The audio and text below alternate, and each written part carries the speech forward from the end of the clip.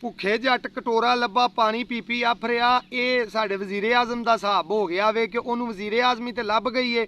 ਉਹ ਕਦੀ ਕਿਸੇ ਪਾਸੇ ਨਿਕਲਿਆ ਹੁੰਦਾ, ਕਦੀ ਕਿਸੇ ਪਾਸੇ ਅਮਰੀਕਾ ਗਿਆ ਸੀ, ਆ ਹੁਣ ਚਾਈਨਾ ਗਏ ਆਵੇ। ਪਤਾ ਨਹੀਂ ਇਹਨਾਂ ਦੇ ਕਿਹੜੇ ਕੰਮ ਨੇ ਜਿਹੜੇ ਜਾ ਕੇ ਇਹਨਾਂ ਨੂੰ ਕਰਨੇ ਪੈਂਦੇ ਨੇ, ਇਹਨਾਂ ਦੇ ਮੁੱਕਦੇ ਹੀ ਨਹੀਂ।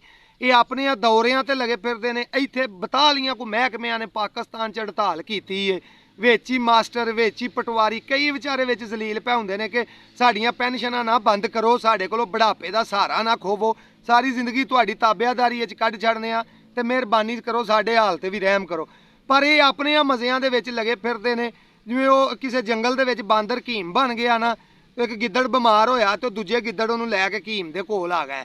ਹੁਣ ਉਹ ਬਾਂਦਰ ਜਿਹੜਾ ਉਹ ਇੱਕ ਸ਼ਾਖ ਤੋਂ ਲਮਕ ਕੇ ਦੂਜੇ ਪਾਸੇ ਟੁਰ ਜਾਏ, ਉਧਰੋਂ ਕਿਸੇ ਹੋਰ ਦਰਖਤ ਤੇ ਚੜ ਜਾਏ, ਉਧਰੋਂ ਉਧਰ ਨੱਸ ਜਾਏ, ਉਧਰੋਂ ਉਧਰ ਨੱਸ ਜਾਏ।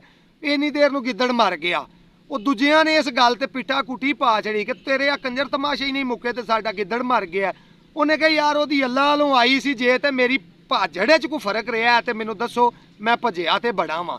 ਇਹ ਵੀ ਭੱਜਦਾ ਬਥੇਰਾ ਫਿਰਦਾ, ਲੇਕਿਨ ਰਿਜ਼ਲਟ ਉਹਦਾ ਕੋਈ ਵੀ ਨਜ਼ਰ ਨਹੀਂ ਪਿਆ ਆਉਂਦਾ। ਆਵਾਮ ਮਰਦੀ ਏ ਪਈ, ਹੜਤਾਲਾਂ ਹੋਈਆਂ ਨੇ, ਆਪਸ ਵਿੱਚ ਹੀ ਇੱਕ ਦੂਜੇ ਨੂੰ ਅਸੀਂ ਜੁੜੇ ਹਾਂ।